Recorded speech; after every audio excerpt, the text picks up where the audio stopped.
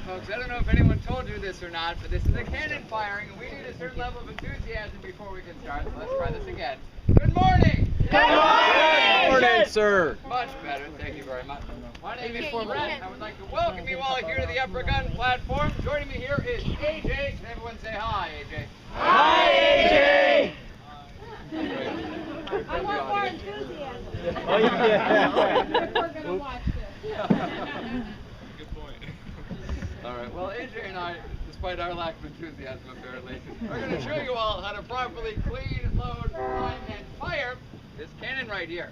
Now, this is a Model 1841 6-pound field cannon. I know that's kind of a long name just to say that this is a cannon, but it's actually what we would refer to as a 6-pounder in the 1880s, which refers to the fact that we fire a 6-pound what? Cannonball. Cannonball, very good. And we can fire that 6-pound cannonball up to 1 mile away, which for your reference is just past the shores of Round Island out there. Wow. Unfortunately, at that distance, where the ball will land. The best I can tell you is that we'd hit that tree. We were slightly more accurate at half a mile, which is at the end of the stone breakwalls in the harbor. Now at half a mile, a well-trained gun crew could hit a 100-foot-long stationary target 1 out of every 3 shots. That was considered accurate. So accuracy is still kind of a relative term with a gun like this. But that's okay for AJ and me because we are not firing a cannonball here today. I know that might be a disappointment. At this time, you may all say, aw. I know, we'd love nothing more than to fire a cannonball for you. We have a couple of reasons why we cannot. First off, who came here on a ferry boat today? How many of you would have been really upset if we ended your vacation early by sinking it in the harbor? Not me. Only 5 of you. Very straight. Another reason we cannot fire that cannonball is because it would be historically inaccurate for us to do so. I mentioned that this is a Model 1841 cannon. We are representing soldiers of the 1880s American infantry. This should tell you something. The United States Army saw fit to send for Mackinac a 40-year-old, wildly inaccurate cannon. What do you think that says about our military importance at the time? There wasn't a whole lot of need to fire with the best and newest technology, because at this time, we were a national park. And Fort Mackinac was the headquarters of Mackinac National Park. And not many people attack national parks. National parks are generally not very aggressive. So we had our cannons up here for a very peaceful purpose. And that was to fire off salute charges, where we just load in some gunpowder and make some noise and smoke. Kind of in celebration. We did it a lot. Twice a day, every single day, in fact. We fire every morning when we raise the flags. Every evening when we lower the flags. Every national holiday, like Memorial Day, 4th of July, Washington's birthday. We fired when we had special visitors coming into the harbor, like military officials, government officials. And fortunately, AJ and I think that you're very special. We're going to fire for you. How does that sound? All right, good. Now, to fire one of these salutes, they would send 3 soldiers up here. There's 2. And there's only 2. We're going to need a volunteer. How about you in the red hat? Go, Cameron! Come on up. Okay. Of course, I raised my hand. What is your name, sir? Cameron. Oh, Cameron, it's nice to meet you. I'm Brett. Now, what hand do you write with, Cameron? Right. Your right hand. Well, you better give me your left thumb just in case anything goes wrong. All right, now you step over the tail spike. Step right up here. Do you see this hole on top? Cover that up nice and tight with your thumb. All right. Now, will you promise to hold that no matter what happens? Yes. Have you ever served on a cannon crew before? No. First time for everything. All right. Now, this is a very safe spot for Cameron. It's called thumb stalling. He's taking his thumb, covering up the touch hole in the back to make sure that no air gets in or out of the breech of the weapon during the cleaning process. It makes everything a lot more efficient.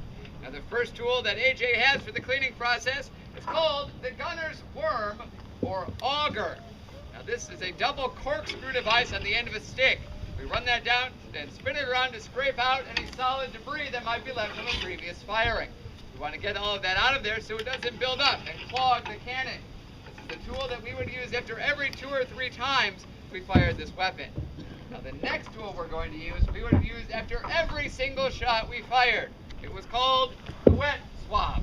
This is essentially a large, dirty, wet Q-tip. Now that's dumped in a bucket of water and run down the barrel to help us extinguish any lingering sparks or embers. Now it does that in two ways. First off, it's wet, but also, heard that thumb because he pulled it out there. We actually created a vacuum inside our cannon barrel, taking out all the oxygen. And if there's no oxygen, there cannot be any fire. Exactly right. So we should be clean now. How you doing, Cameron? Good. Can you take your thumb off there for me? Give everyone a big thumbs up.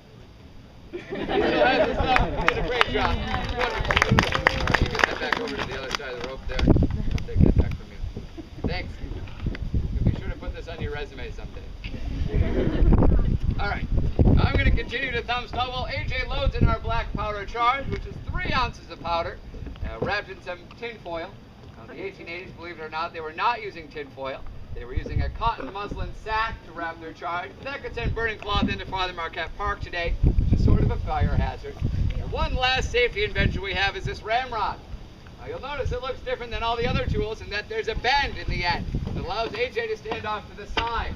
In the 1880s, our ramrod was the other end of our wet swab. It was very efficient, but it also meant that it was a straight tool, forcing the gunner to place his chest right in front of the barrel of the cannon, pounding down on live gunpowder. If there's an accident, that's not where you want to be.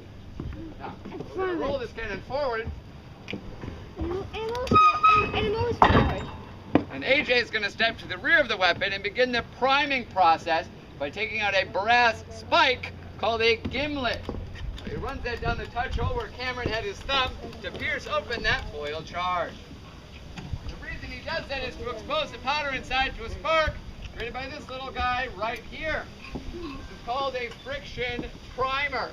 This is just a small brass tube full of black gunpowder topped with a friction-sensitive material and a pin. This is kind of like the cross between a strike anywhere match and a hand grenade. We're going to put this in the touch hole and use a rope to pull out the pin. That will cause the tip to flare up like a match head, igniting the powder in this tube and sending a jet of flame down to ignite our charge. How cool is that? Now, these were invented way back in the 1840s, and they're weatherproof, so we could fire even if it was pouring rain. So this was very handy. So with that, it looks like AJ is ready to go. So if you'd like to cover your ears, now would be a good time to do so. Cover your ears, Ted.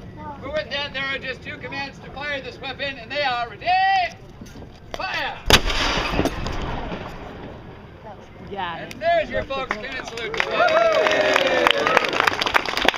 you.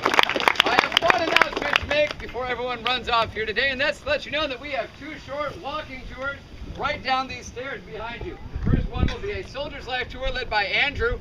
The other will be a Children's Life tour led by our officer's wife, Anne Marie. They should both be fantastic tours. They'd love to have you along. If you have any questions about the cannon, feel free to stick up here and talk to us. Have a wonderful day, folks, and thank you for coming.